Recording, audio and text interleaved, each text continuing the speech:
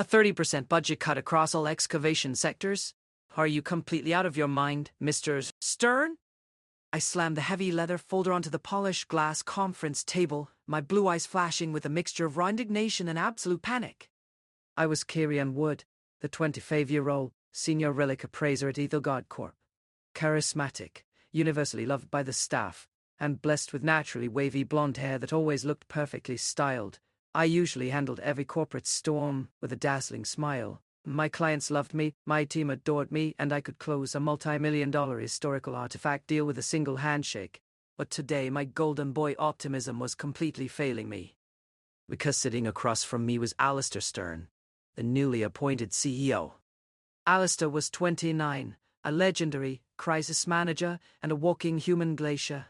He was devastatingly handsome in a severe, dark way. Midnight black hair styled with mathematical precision, sharp grey steel eyes behind thin rimless glasses, and a posture so rigid his tailored charcoal three-piece suit looked like iron armor. He never laughed, never partook in office gossip, and spoke exclusively in a quiet, ironical, and deadpan business tone. But I didn't just see a modern boss. When I looked into his cold grey eyes, my soul shivered with memories of a past life from 3,000 years ago. In that ancient world of myths and magic, I was the supreme high priest of light, who sacrificed his soul to protect the realm. And this man sitting across from me, reviewing spreadsheets, was the High Demon King who had tried to consume humanity. We had fought a war of blood and ash, and in the end, I had plunged my holy sword into his chest, sealing us both into the wheel of reincarnation. And now he was my boss, and he was using modern financial laws to legally torture me. This was truly the terrifying reality of the second coming of the boss. The metric data dictates that your department is highly unoptimized, Mr. Wood, Alister spoke. His voice was a smooth, low, and terrifyingly calm baritone that cut through the boardroom like a razor. He didn't even look up from his screen. You rely entirely too much on intuition and spiritual feelings to evaluate historical sites. Ethelgard Corp runs on financial logic, not ancient folklore. Your funding is restructured. Accept the parameters, or file a complaint with human resources. Folklore, by hissed, leaning over the table, my hands waving frantically. That folklore brought in a $12 million profit last quarter. You can't analyze the magical residues of history with an Excel spreadsheet, Alister. Some artifacts possess a soul. Alister slowly raised his head, his sharp grey eyes locking onto mine through his lenses. His face was a flawless, emotionless mask. He adjusted his glasses with one long, pale finger. An artifact possesses market value, Kyrian. Alister retorted smoothly, using my first name with a sharp, sarcastic edge. Nothing more. Your methods are a high-risk liability to our shareholders. Mine are calculated. Enjoy your afternoon. You have until 5 o'clock to rewrite the budget proposal. Perfectly. Without the dramatic outbursts. Internal monologue Kyrian. I hate him. I absolutely, deeply, fundamentally despise him. He remembers our past life. I know he does. He's using his modern, executive power to punish me because I sealed him away 3 millennia ago. Just you wait, Demon King. I am going to break that icy exterior if it's the last thing I do. 7:30 p.m. I was lying on my sofa in my apartment, my blonde hair messy, staring at my phone in absolute, bone-crushing exhaustion. Rewriting that budget proposal to Alister's impossible robotic standards had drained my soul. My hands were shaking from too much caffeine. I need to fake my own death and move to Mars. I groaned into a pillow. Sound effect. A sharp upbeat text notification ping. I picked up the phone. It was a message from Julian, my chaotic best friend and a prominent art gallery owner. From Julian. Text. Kyrian, you've been a stressed ghost for 2 months because of that new CEO. I am not letting you die in your apartment. I set you up tonight. A high-end, completely private blind date at the Obsidian Lounge downtown. 8:30 p.m. He's successful, highly intelligent, elegant, and looking for a serious partner. Go. Wear something nice. I let out a heavy sigh, rubbing my temples. A blind date? The absolute last thing I wanted to do was perform social maintenance for a stranger. But Julian was right. If I stayed home, I would just spend the entire night visualizing new ways to stab Alister Stern with a fountain pen. Fine, I muttered, standing up and opening my closet. At least a stranger won't ask me about variance reports. I picked out a sleek, dark blue button-down shirt that brought out the color of my eyes, left the top 2 buttons unbuttoned, and styled my blonde hair into a neat but loose wave. I grabbed my coat and stepped out into the rainy city night, praying for a quiet, boring evening. The Obsidian Lounge was the epitome of high society luxury. Deep velvet booths, dim amber lighting, and an atmosphere that screamed old money. I walked inside, shaking the raindrops from my coat, and approached the hostess. "Reservation for Julian's party," I said, offering my most charming, polite smile. "Ah, yes. Your partner is already waiting for you in the corner booth, sir. Follow me." She smiled, leading me through the labyrinth of private partitions. My heart did a small, nervous flip. Julian had mentioned this guy was successful and sharp-witted. Just be normal, Kyrian. Don't mention spreadsheets. Don't mention the office. The hostess stopped in front of a secluded, deeply shadowed leather booth near the back window. "Have a wonderful evening," she whispered and slid away.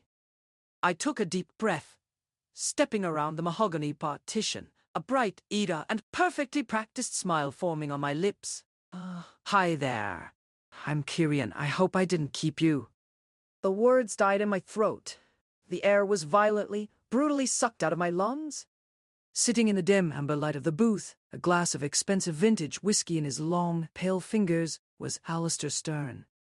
He had discarded his strict charcoal office jacket, wearing just his dark silk vest over a perfectly tailored black shirt.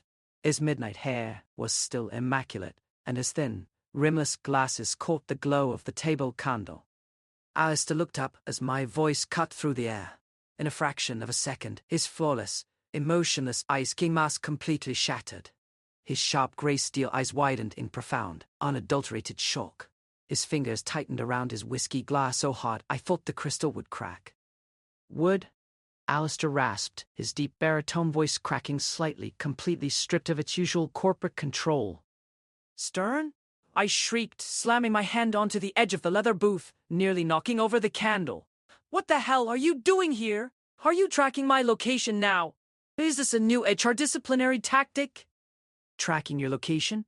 Alister sneered, his shock instantly transforming into a cold, furious glare as his jaw tensed. "My associate told me he was introducing me to a brilliant, cultured expert with impeccable taste. He neglected to mention he was sending me a loud, hyperactive, blonde nightmare who thinks a budget proposal is a creative writing exercise." "A nightmare?" I gasped, my face burning with pure rage and absolute humiliation. "Julian told me I was meeting a sharp-witted gentleman. You're not a gentleman, you're a human refrigerator. I can't believe my blind date is the most arrogant, insufferable bastard in the corporate world." Alister stood up abruptly, his tall, imposing frame casting a heavy shadow over the table. He grabbed his coat, his grey eyes burning holes into mine. "This meeting represents an absolute 0% efficiency rate. I am leaving." "Sit down, Alister," I hissed, grabbing his forearm before he could step past me. The physical contact sent a sudden, wild jolt of familiar energy through my veins, the residual spark of light and darkness colliding. "If you storm out of this lounge right now, Julian and your associate are going to ask questions. They are business partners. If they find out we had a massive blowout, it will affect our corporate PR metrics. Sit down." Alister froze. He looked down at my hand resting on his arm, his chest rising and falling in a heavy, controlled breath, his analytical mind quickly realizing the social liability. With a slow, deeply resentful sigh, he slid back onto the velvet cushion. "Fine," Alister whispered, his grey eyes locked onto mine through his lenses. "We stay for exactly 20 minutes to satisfy social protocol. We do not speak of the office. And tomorrow morning, we pretend this disaster never occurred." "Agreed," I glared back, sitting down across from him and crossing my arms tightly. 20 minutes. And if you use the word optimize once, I am throwing this ice bucket right at your perfect face. 10 minutes passed in a suffocating, hostile silence. Neither of us touched our drinks. I stared out the window at the neon city lights, my mind spinning. It was a statistical impossibility. Out of millions of people in this city, Julian had managed to pick him. Alister picked up his whiskey, taking a slow, measured sip. "Your hair is messy, Kyrian," he murmured softly, his tone completely flat, yet lacking its usual corporate edge. "It's raining outside, Alister. Spontaneous weather happens. I know you prefer the sky to be formatted in a spreadsheet, but I can't control the clouds." I snapped back without looking at him. Alister let out a short, quiet, and strangely sharp breath, a sound that was almost a laugh. He leaned back against the velvet sofa, his long fingers tracing the rim of his glass. 3,000 years later, and your defense mechanism is still exactly the same. Alister spoke quietly. My head snapped back around. My blue eyes widened as I looked at him. The dim candle flame flickered between us, casting a warm glow over his sharp, sculpted profile. He wasn't looking at me, he was staring into his amber liquid. "What did you just say?" I whispered, my heart suddenly hammering against my ribs. "You always babbled when you were nervous, High Priest," Alister said, slowly raising his head, his pale grey eyes locking onto mine with an intense, ancient, and heavy gravity that completely stripped away the modern CEO. "In the white marble halls of your temple, before the war started, you used to lecture me about the spontaneous beauty of the sun while I was organizing my legions. You haven't changed at all." A cold shock ran down my spine, followed by a sudden burning heat. You remember?" I breathed out, my voice shaking. "You've remembered the entire time. Since the day you took over Ethelgard Corp." "Of course I remember," Alister murmured. A cold, elegant, and dangerously attractive smirk crossing his lips as he adjusted his glasses. "Did you truly think I would forget the man who plunged a holy sword into my chest and forced me into a 3 millennium slumber? I took this IO position specifically to restructure your department, Kyrian. Consider it a late payment invoice for the ancient seal." "You petty, arrogant Demon King," I burst out, leaning across the small table, my face inches from his. "I sealed you because you were trying to burn down the eastern provinces, and now you're using corporate budgets to get revenge." "I was not trying to burn the provinces, you foolish priest," Alister countered, his voice dropping into a dangerously deep, low baritone that vibrated straight through my chest. He leaned forward too, closing the distance until I could feel the heat radiating from his skin. "I was consolidating the ley lines to prevent a magical collapse. But you never looked at the data. You just saw a demon and decided I needed to be purified." "You were terrifying," I hissed, my eyes locking onto his lips before snapping back to his grey gaze. The proximity was driving my senses crazy. The ancient magnetic pull between our souls, the absolute synchronization of light and darkness, was flaring to life in the small booth. "And you were loud," Alister whispered back, his grey eyes darkening with an intense, hidden passion that knocked all the words out of my lungs. He reached out, his long, pale fingers slowly moving across the wooden table until his thumb gently brushed against the side of my wrist, right over my pounding pulse. His touch was burning hot. "But in this world, there are no temples, Kyrian, and there are no holy swords. There is only this company, and whether you like it or not, your timeline is completely tied to mine now." I stared at his fingers on my wrist, my breath hitching, my entire body trembling from the overwhelming chemical and magical reaction. The 20 minutes had passed long ago, but neither of us moved. Internal monologue. Kyrian. This is a nightmare.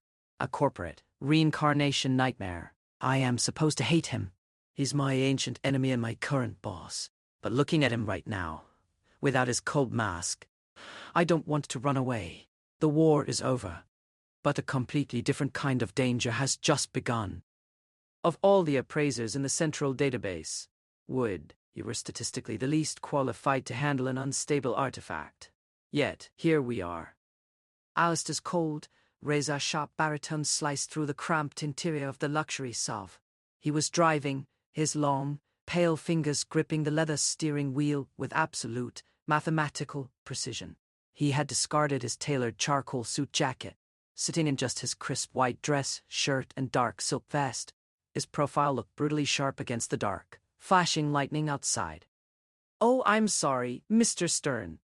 Next time our company accidentally uncovers a 3,000-year-old ceiling vault from the mythic era, I'll make sure to stay in my cubicle and let your precious spreadsheets appraise it.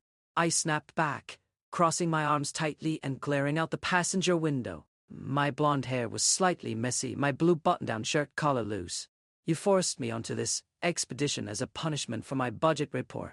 Don't act like I wanted to be trapped in a car with the former Demon King for 5 hours. Alister didn't flinch, his grey steel eyes fixed firmly on the flooded mountain road ahead. I brought you because your soul still carries the residual resonance of the High Priest's holy light. If the artifact wakes up, your presence acts as a temporary containment buffer. It is a calculated allocation of resources. Nothing more. A buffer. I let out a harsh, sarcastic laugh. You're unbelievable. You haven't changed at all. You still treat everything like a chess game, Alister. You did it 3 millennia ago, and you're doing it now with corporate funding. And you still rely on emotional outbursts instead of analyzing the environmental parameters, Kyrian. Alister retorted smoothly, his voice dropping into a dangerously low, clinical drone. Whoa? I gasped, gripping the dashboard as the massive vehicle slid sideways, tires churning uselessly against the thick mountain mud. Alister handled the steering wheel with terrifyingly calm, time-altered speed, forcefully bringing the SUV to a halt on the shoulder of the dark, isolated forest road. The engine sputtered, let out a heavy hiss of steam, and died completely. Total silence enveloped us, save for the furious hammering of the rain on the roof. Alister slowly turned his head toward me, his grey eyes piercing through the dim amber dashboard glow. Optimization status: 0. The mountain pass is flooded, the satellite navigation is offline, and our transport is physically incapacitated. What is your spontaneous vision for this scenario, High Priest? I slammed my forehead onto the leather dashboard with a dramatic, exhausted groan. My vision is to jump into the ravine so I don't have to listen to your voice anymore. We have exactly 1 vacant unit left, gentlemen. Take it or spend the night freezing in your car, the grumpy old man at the Mountain Lodge desk had told us. And now we were standing inside room 10 of the Summit Rest, a dreary, outdated wooden cabin that looked older than the corporation itself. The air smelled faintly of pinewood, a dying fire crackled in the stone hearth, and right in the center of the room, mocking our ancient enmity, was a single, massive 4-poster bed. Alister stood perfectly rigid by the door, holding his leather executive briefcase like a shield against the rustic environment. His sharp jaw was tightly clenched, his grey eyes scanning the singular bed with intense, calculating disapproval. I will occupy the armchair, Alister stated firmly, his rigid corporate drone returning with a vengeance. Alister, you are 6'2" and that armchair is made of wicker, I sighed, stripping off my wet outer coat and throwing it near the fire. I collapsed onto the edge of the mattress, running a hand through my damp blonde hair. Look, we are adults. We are corporate professionals. And after our disastrous realization at the lounge last night, we already know we can't escape our past. We stay on our respective sides. No magic, no office politics, no ancient grudges. Alister stared at the mattress through his glasses, his analytical mind processing the lack of viable options. With a heavy, deeply resentful sigh, he finally took off his glasses, placing them neatly on the wood nightstand. He unbuttoned the top 2 buttons of his black shirt, exposing the sharp, elegant lines of his throat and chest. Without his lenses, his grey steel eyes looked strikingly vulnerable and infuriatingly attractive. He slid into the far left side of the bed, lying perfectly straight, his arms crossed over his chest like a fallen god carved from marble. The silence stretching between us in the dim amber glow of the fireplace was thick, suffocatingly heavy with a sudden, intense awareness. Alister, I whispered into the quiet room, staring at the wooden ceiling beams. What, Kyrian? His low baritone murmured back through the dark, devoid of its corporate edge. In the old world, on the final day of the war, before I drove the holy sword into your heart, what were you going to say to me? The sky was falling, everything was burning, but you just looked at me and smiled. Why? A long, agonizing pause followed. The only sound was the crackling of the firewood and the steady patter of rain against the glass window. I thought he was going to give me a deadpan business deflection. But slowly, Alister turned his head on the pillow, his grey steel eyes locking onto mine in the dim light. Because I knew that if I died by your hand, your light would be permanently bound to my darkness. Alister sat quietly, his voice stripping away every single layer of his modern pseudo armor, exposing a raw, heartbreaking loneliness. For centuries, the entire world feared me. My legions obeyed me, the gods cursed me, but you were the only one who ever dared to march straight into my throne room, look me in the eyes, and treat me like a living being, even if it was to kill me. I didn't smile because I was winning, Kyrian. I smiled because I knew that in the next life, you would have to find me again. My heart did a painful, violent, and utterly unauthorized flip. I turned onto my side, staring at his sharp profile. The arrogant, ruthless Demon King who had tortured my department with spreadsheets was just a deeply scarred, intensely devoted soul who had waited 3,000 years just to sit across from me in a boardroom. I'm not trying to purify you in this life, Alister, I whispered softly, my voice dropping into a tender, passionate warmth as I reached my hand across the blanket, my fingers stopping just a millimeter away from his knuckles. You don't have to hide behind the data anymore. I see you. Alister's breath hitched. Slowly, deliberately, he flipped his hand over his long, pale fingers firmly wrapping around mine, intertwining our hands with an intense, burning heat that made my entire system malfunction. Go to sleep, Kyrian. Alister whispered softly, his grey gaze locking onto mine with an unyielding intensity. The vault opens at dawn. The ancient ceiling vault of the Dawn Temple was majestic. Buried deep within the heart of the mountain, towering white marble pillars, now cracked and covered in moss, stretched up into the shadows. In the center of the chamber sat a floating, crystalline artifact, radiating a faint, dangerous pulse of pure Mythikira light energy. The structural integrity of the seal is deteriorating at a rate of 5% per hour. Alister analyzed, his corporate persona firmly back in place as he stood near the altar, adjusting his black-rimmed glasses. It's not deteriorating, Mr. Stern, it's breathing, a smooth, arrogant voice interrupted from behind us. We turned around. Standing near the entrance was Julian's younger brother, Ethan, a highly ambitious, incredibly handsome 23-year-old lead archaeologist who had been assigned to our field team. He had messy dark blonde hair, an athletic build, and a confident, radiant smile that instantly screamed alpha. He marched straight past Alister, stopping right inside my personal space, his amber eyes locking onto mine with an immense, unmistakable amount of flirtatious admiration.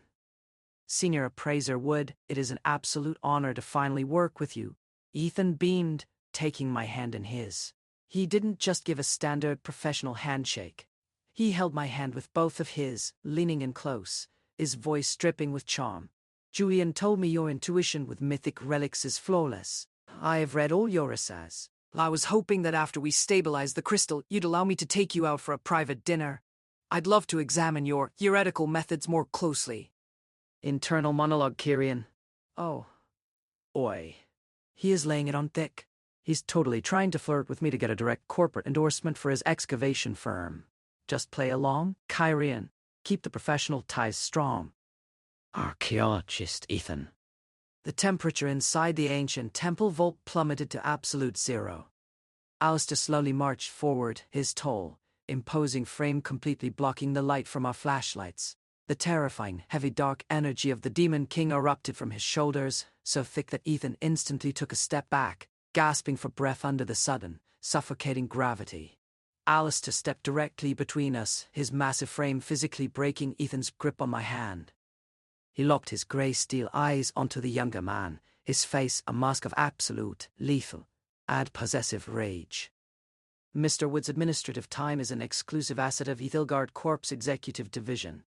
Alister spoke, his deep baritone carrying an unyielding, terrifying stillness that echoed off the ancient stone walls. His schedule is completely optimized for relic synchronization, not social entertainment. Your flirtatious variables represent a high-risk liability to this expedition. If your focus remains unoptimized, I will personally terminate your firm's contract before the hour ends. Kyrian, pack the scanners. We are moving the artifact now. Ethan gaped at him in sheer, unmitigated terror, completely crushed by the raw, dominant alpha authority of the CO. I apologize, Mr. Stern. I will focus on the data. I leaned back against a marble pillar, my face burning a deep, joyous crimson. as I watched Alister coldly dictate the safety parameters to the terrified crew. The clinical, robotic boss who claimed human relationships were a myth had just completely weaponized his executive power out of pure, primitive and defensive jealousy. And right then, looking at his broad shoulders, I knew I didn't care about the corporate rules anymore.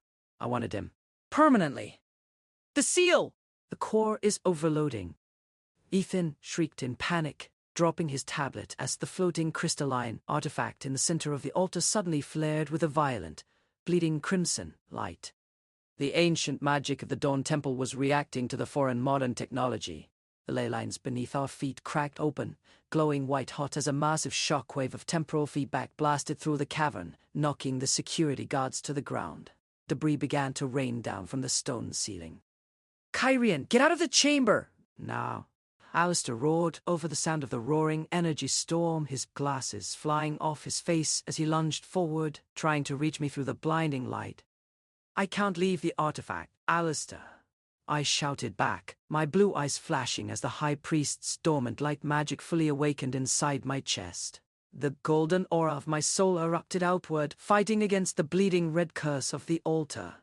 If this crystal explodes, it will wipe out the entire mountain pass. The structural calculations are failing. We have to stabilize it together. Alister didn't hesitate. He dropped his briefcase, sprinting straight into the blinding torrent of energy, ignoring the danger to his own life. He reached the altar, his strong, warm hands slamming down over mine right on the surface of the burning crystal. The physical contact was an absolute explosion. The moment our energies touched, the chaotic crimson light vanished. A magnificent, roaring supernova of synchronized gold and dark blue temporal magic erupted from our intertwined hands, completely flooding the cavern. The ancient contract of light and darkness, the perfect equilibrium we had never achieved in our past life, finally found its balance in the modern world. The ley lines stabilized. The earthquake stopped. The crystal settled into a normal, calm and beautiful pristine white glow. The crisis was averted. I dropped to my knees on the stone floor, gasping for air, completely exhausted. Alister immediately fell to his knees right in front of me, his large, trembling hands cupping my face, his grey steel eyes wide with frantic, overwhelming worry as he scanned my features. "Kyrian, look at me. Are you hurt? Did the feedback drain your life clock?" "I'm whole, Alister. Just need you to approve my vacation days after this." I breathed out, a weak, happy laugh escaping my lips before I completely collapsed forward against his broad chest. Alister wrapped his powerful arms around my waist, pulling me securely against him, his chest heaving with pure, intoxicating relief as he buried his face into my blonde hair. "You absolute, reckless priest," he whispered, his deep baritone shaking with a raw, fierce devotion. "The vacation is approved. For the rest of your life." Returning to the glass skyscraper of Ethelgard Corp felt like stepping onto a fresh battlefield. The primitive magic of the mountain ruins was gone, replaced by the sterile, terrifying efficiency of corporate politics. "The documentation submitted by the auditing committee is absolute nonsense, Mr. Stern." I marched into the Grand Executive boardroom, throwing a thick folder onto the heavy glass table. My blue eyes were blazing with defensive fury, my blonde hair swept back, my yellow tie loosened at the collar. We had barely been back from the mountains for 24 hours. But a corporate coup was already in full swing. Alister sat at the head of the long table, his tailored three-piece charcoal suit immaculate, his black-rimmed glasses resting on his sharp nose. His face was a flawless, unreadable Ice King mask, but his fingers were slowly tracing the surface of his vintage silver watch. Standing near the projector screen was Marcus, a bitter, high-level director from the competing archaeological faction, wearing a smug, arrogant grin. "The files do not lie, Mr. Wood," Marcus sneered, pulling up a series of financial logs on the main screen. "Mr. Vice President, look at the expenditure metrics from the Dawn Temple expedition. Alister manually approved a $3 million emergency budget override for Kyrian's department without the board's authorization. Furthermore, the ancient artifact they brought back is highly unstable, causing localized energetic interference in our server rooms. Alister Stern is letting his personal bias cloud his professional logic. He is a liability. He needs to be removed as CEO." My heart hammered violently against my ribs. personal bias. Did Marcus know about our connection? Or worse, did he know about our past life? The expenditure was a calculated risk mitigation strategy. Alister spoke, his smooth baritone dropping into that absolute, deadpan, and terrifyingly calm drone. He didn't look up from his screen. The artifact required immediate stabilization. If the temporal core had collapsed, the entire eastern provincial sector would have experienced an infrastructure blackout. My decision saved this corporation $12 million in potential liabilities. Your decision was unauthorized. Stern, Marcus barked, slamming his fist onto the table. The board of directors is executing the rebirth clause in your contract. By 5:00 p.m. today, you will be stripped of your executive clearance and Kyrian will be blacklisted from the appraisal industry forever. Unless, Marcus leaned in with a venomous grin, you turn over the artifact's core control codes to my department. The room went dead silent. The heavy ticking of the wall clock felt like a countdown to our execution. I looked at Alister. His jaw tightened so hard I heard his teeth click. The ghosts of his past. The ancient war where he was feared, sealed, and left completely isolated by the world, was staring him right in the face through these corporate politicians. He was ready to sacrifice his career just to protect me. I will submit my immediate resignation, Alister whispered, his voice a flat, hollow drone as his fingers reached up to slowly take off his glasses. Mr. Wood had nothing to do with the override. Leave him out of the parameters. No, you damn well won't, I shouted, my voice slamming into the glass walls of the boardroom, my hyperactive golden boy energy turning into an explosive, protective rage. I stepped straight in front of Alister, physically blocking Marcus from looking at him. Mr. Vice President, this entire audit is a fabricated frame-up. Marcus didn't discover a data leak. He manually triggered the artifact's resonance from the lower basement routers on Tuesday night to cause the server interference. Marcus went pale, his grin twitching. That is an absurd, unoptimized accusation, Wood. You have zero data to support this. Think like a pragmatist, Alister. I turned around, looking straight into Alister's grey steel eyes, my voice carrying an absolute, unyielding trust. You're the master of data optimization. If someone used our network to trigger a Mythicura seal, where would the physical analog backup be stored? Alister blinked, his sharp eyes widening behind his lenses as my chaotic energy forced his frozen, defensive brain back to life. A dangerous, brilliant spark of the Demon King returned to his face. He shoved his glasses back onto his nose, his fingers flying across his tablet. The central junction box in the server core. The physical routers keep an analog print of every single magical and digital frequency input connected to the main grid. It takes exactly 8 minutes to compile. Do it, I cheered, turning back to the shocked board members with my maximum sales charisma. Mr. Vice President, give us 10 minutes. If we don't bring back the real traitor, you can fire us both. 4:52 p.m. 8 minutes before the deadline. We were inside the cold, glowing server room in the basement. Alister's pale fingers were moving with a ferocious, blinding speed across the terminal, his grey eyes scanning lines of ancient mythic code mixed with modern encryption. I stood right behind him, guarding the door, watching the progress bar hit 90%, 95%, 100%. Beep. The laser printer whirred to life, spitting out a single sheet of paper. Alister snatched it, his eyes tracking the timestamps with mathematical precision. Got you, Alister murmured, a cold, majestic, and dangerously handsome smirk crossing his lips. We marched back into the executive boardroom, slamming the double doors open at exactly 4:58 p.m. I threw the printed log directly over Marcus's forged legal files. Here is the physical network router log from Tuesday evening, sir, I announced, my voice carrying the absolute victory of a top-tier closer. The frequency override didn't come from our mountain expedition. It was transmitted from a mobile device physically located inside this building. And the registration ID belongs to Director Marcus. Marcus turned as white as a sheet of paper, his files slipping from his trembling fingers as the vice president snatched the log. The VP's face twisted into absolute rage. Marcus, your own device. Security. Escort this man out of the building immediately. Hand him over to the Federal Fraud Bureau. As Marcus was dragged out of the room screaming, the VP turned to the two of us, letting out a massive sigh of relief. An immaculate optimization of resources. Gentlemen, the artifact stands, the decentralized energy project is approved, and the chairman's bonus belongs entirely to the two of you as the ultimate team. Congratulations. The boardroom erupted into wild applause from the actionary. I turned around, my blue eyes bright with pure, ecstatic joy. Forget the corporate rules, forget the protocol. I lunged across the space, wrapping my arms tightly around Alister's neck. Alister caught me securely by my waist, lifting me slightly off the ground right in front of the entire board of directors, a rare, radiant and incredibly beautiful human smile finally breaking through his stone mask as he held me tight against his chest. At 00 p.m., the Grand Executive Office was completely empty. The harsh fluorescent lights were turned off, leaving the room illuminated only by the warm, amber glow of the city lights streaming through the giant panoramic windows.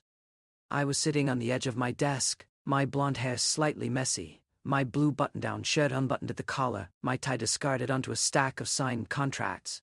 Alister walked over from his private lounge, smoothly holding 2 cups of fresh mint-infused espresso. He had left his jacket and glasses behind, his black silk vest tightly fitting his broad shoulders. The final metrics have been logged, Kyrian. Alister murmured softly, setting the cups down and stopping just 2 inches away from me. His grey steel eyes were filled with an intense, burning warmth that made my stomach feel entirely too light. The market valuation of Etherguard Corp has increased by 34% this afternoon. As a closing team, our synchronization index is officially uncalculable. Is that your official administrative evaluation, Grand Stern? I teased, a soft, happy laugh escaping my lips as I reached out, my fingers gently tangling in his dark hair, pulling him closer. No, Alister whispered, his strong, warm hands sliding around my waist, pulling me securely into his firm, unyielding embrace until our chests were perfectly touching. This is an absolute, permanent rebirth contract. The War of 3,000 Years is officially over, Kyrian. I don't want an enemy anymore. I don't want a spreadsheet to keep me safe. I just want to spend the rest of my timeline with you. Approved without any modifications, I whispered, my eyes fluttering shut as he leaned down, his lips melting into mine in a passionate, deep, and lingering kiss that sealed our futures together forever.